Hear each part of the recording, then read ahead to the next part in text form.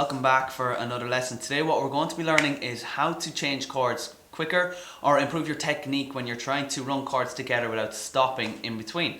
So I'm going to zoom in on the guitar and show you some examples. The song I'm going to use is Wake Me Up by Avicii. It's very easy. It's only 4 chords, E minor, C, G and G, and you have your country style strumming pattern down, down, down, up, down, up. So that's the example I'm going to use today to show you how you can actually change all of your chords without stopping in between. So guys, there are 3 steps to improving the way you change chords.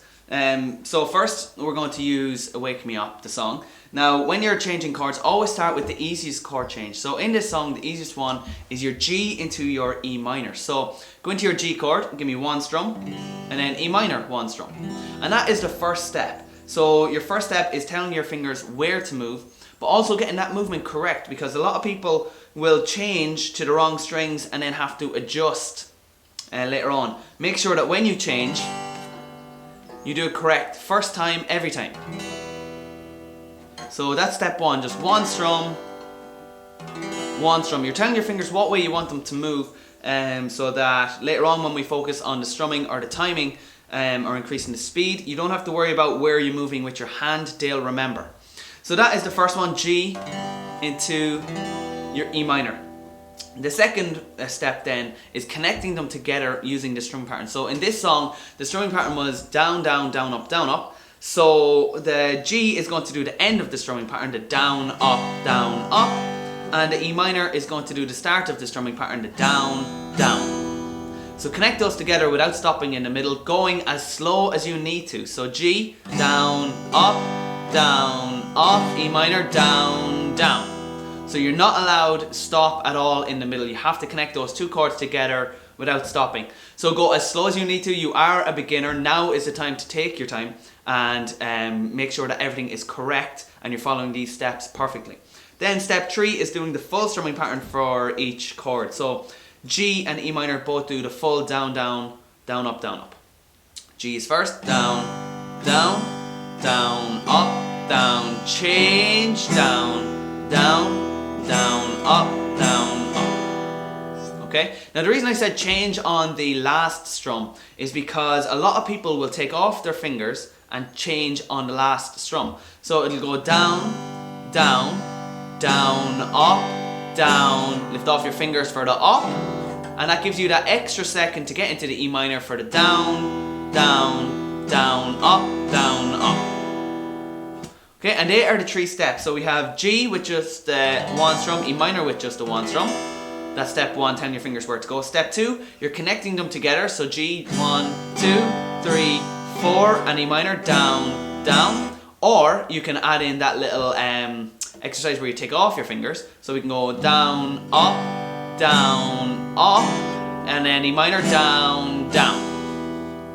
That one is much better, especially in the long run, for changing for more difficult chords, because you will need that extra second just to get into a harder chord. So learning to do that now, it will be very beneficial later on.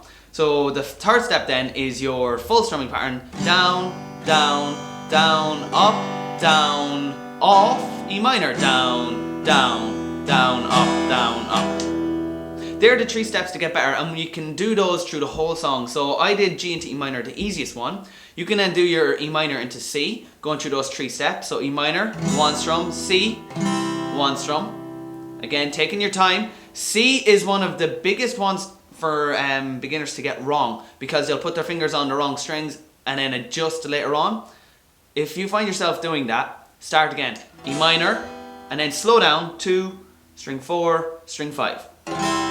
Make sure it's perfect every time, because you are learning to play songs and you will be using this chord dozens of times throughout a song. So you want to make sure that it's correct every time you do it, not just some of the times. Right, so 1 strum E minor, 1 strum C. Then we connect them together. So we have that down, up for E minor, and then the C does the down, down.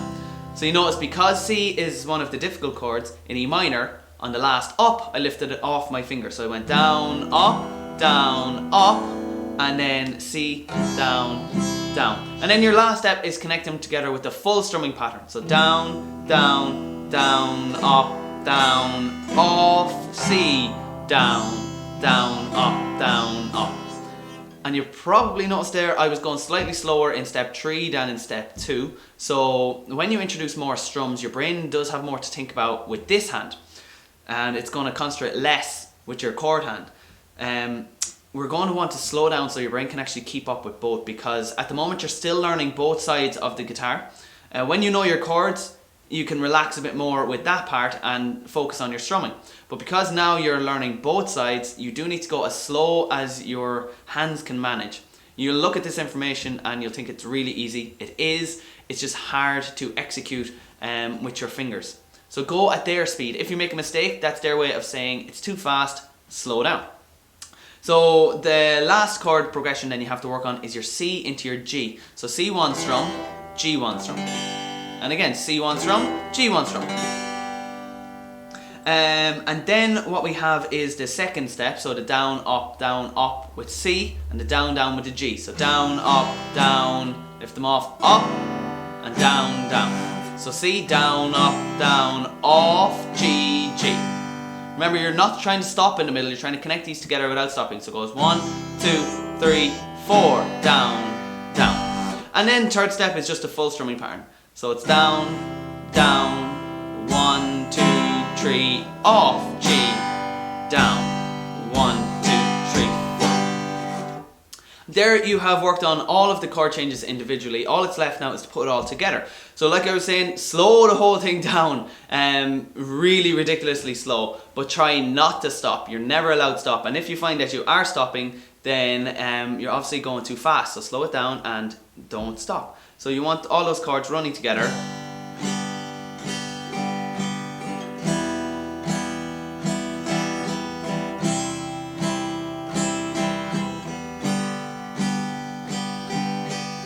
Nice and smoothly without stopping in the middle. Once you can do that, even if you're going half that speed, if you can do that without stopping, then your hands will get used to that movement, and when you speed up, it'll sound like the exact song. It'll just sound perfect.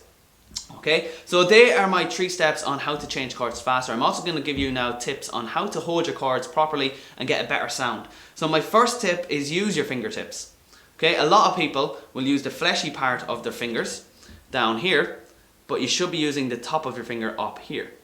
That will give you a nice clear sound. It'll also push in towards the guitar rather than pushing up. So if you put the fleshy part of your fingers on, then when you squeeze your hands, it'll actually push up on the string.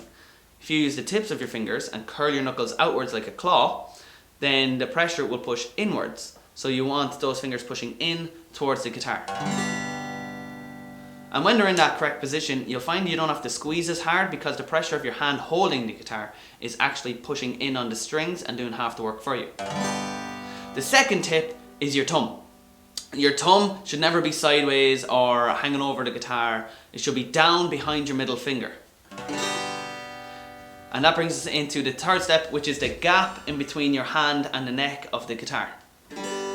If you want a nice clean sound on all of your chords, you need to create that gap in between your hand and the guitar neck. For example, if I'm in C and I grab the guitar, that bottom string is going to be muted because the first finger is covering. So you need to bring that hand around and get a nice clear sound. And it also give you then the ability to stretch your fingers a bit more, give you more dexterity. So when you play, your fingers aren't clumped together or sideways or leaning on strings. They're separated, your fingertips are pointing inwards, and you're getting a nice clean sound every single time. And then the fourth step is the fourth tip I can give you is to squeeze as hard as you can. So if you're in a chord and you're practicing going from G to your E minor and you're getting fairly good at it, start squeezing as hard as you can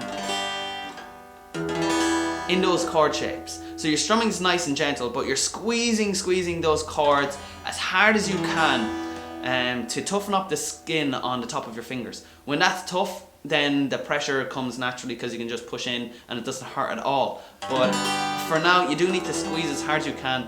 It takes 30 days to toughen up that skin. So I would suggest maybe 5 minutes practice every single day for the first 30 days. And you will see great improvement as well. You'll be able to do this exercise after 2 weeks if you do it for 5 minutes a day, every single day. It's what I tell each of my students when they practice, and they all come back after 2 weeks able to do Wake Me Up, the full song, slowly but perfectly. So in a few weeks, when they get better at it, they'll be able to actually play their first song the whole way through without stopping. So guys, there we have the 3 steps and those 4 additional tips for your chords. So if you liked today's videos, please let me know in the comments below. Like and subscribe, and guys, thanks for joining me, and I'll see you next time.